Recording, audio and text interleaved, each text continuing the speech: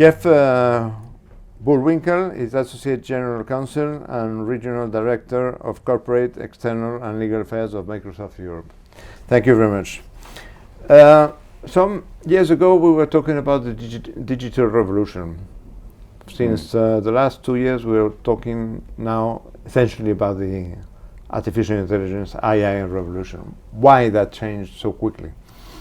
It's, I think, really a combination of two fundamental developments in computer science and data science, all happening at the same time.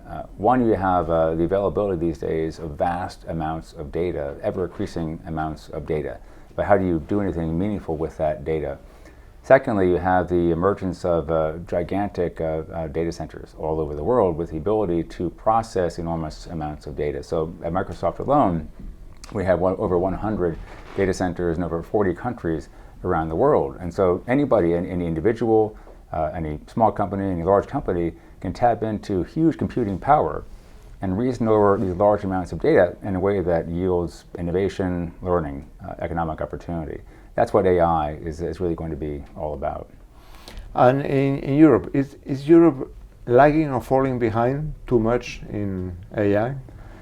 Compared to the US and China? Well, look, there's no question about the fact that much of the activity in AI today and over the past couple of years has been centered in either China or in the US. Looking at last year alone, for example, 48% of new investments in AI were essentially made in China.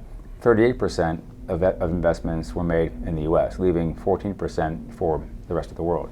Those are staggering numbers in terms of reflecting the amount of activity and perhaps even the lead that you have in China and the US. At the same time, it's also very clear that activity in Europe is also growing at a very rapid pace, and government interest and support for the area is also growing at a very rapid pace.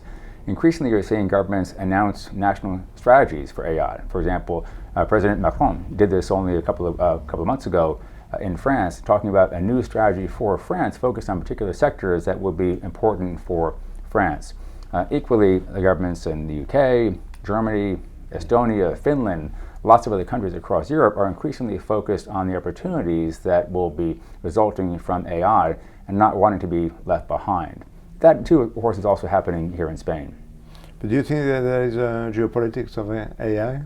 Tell me more about your question. What do you mean? Geopolitics? No, is there a race to... A race. A race to dominate the field or the fields? Well, there certainly is a lot of countries are very much focused on this as being an area of incredible growth and opportunity down the road, and we would agree. I mean, with these technologies, so much can be accomplished. Think about what you can do, for example, with large amounts of data and computer power to solve healthcare problems. I mean, to identify how cancer tumors grow, how they can be treated.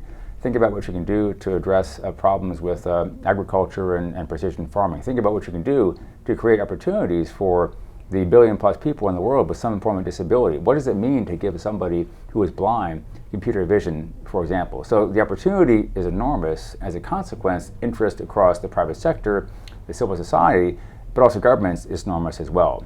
China has made very clear its intention to establish real leadership in this space, and you're seeing that in the activity happening in China.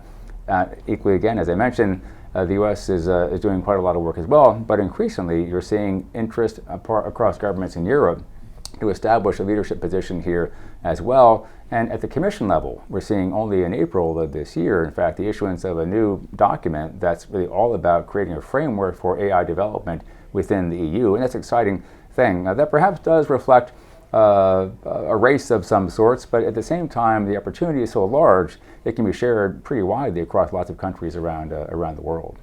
And is Europe ahead in terms of norms about, for example, privacy, the GDPR? Are we ahead, and are we setting an international or a global standard? We think so. We think what Europe has done with the GDPR in creating a unified privacy standard is a really important step forward, because it recognizes, as we do as a company, that privacy really is a fundamental human right, and also has the advantage, of course, of creating a level of uniformity and clarity in terms of a standard for the whole of Europe. As you say, though, even though it's really focused on the European Union and people who are data subjects from European Union member states, it really is becoming the de facto global standard. As a company, Microsoft announced only a couple of weeks ago that we would, in fact, apply GDPR protections to our customers all over the world, not just customers in the EU. In that sense, I think you could argue that Europe really has taken the lead here.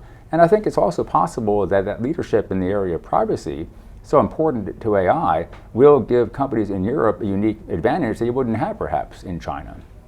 And AI could have disrupting effects in social, leaving people behind. Microsoft has a policy of to empower all. How do you think this should be done? Well, I think the number of things that we're going to have to think about doing, there will be lots of opportunity, of course, from AI. I mean, AI is going to lead to, already has led to all kinds of new jobs. It's said today that 65% of today's students actually will be working in a job that doesn't exist today. So what are the new jobs going to be? It's hard even to know, we can only speculate. But there will be certainly lots of opportunity and growth. At the same time, we've also made it very clear that we cannot afford to look at this technology through uncritical eyes. We have to really think hard about what's going to happen, anticipate challenges, and try to address them along the way. In terms of what that might mean in the context of AI, a couple of things seem potentially a bit obvious in terms of getting the next generation ready. One thing that's clear, and that is that you're going to have to make sure that young people, kids in school, are being exposed to math, science, and computer science and engineering at a very, very young age.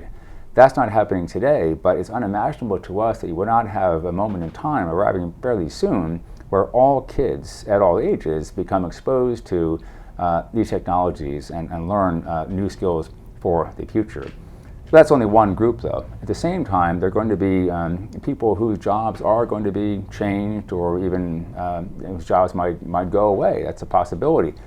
6 decades ago, every elevator had a job inside of it in the form of an elevator operator. Those jobs are all gone. And so there will be changes, no doubt, as a consequence of AI, and the need as a consequence as well to think about new career pathways for people whose skills can be applied in different kinds of contexts.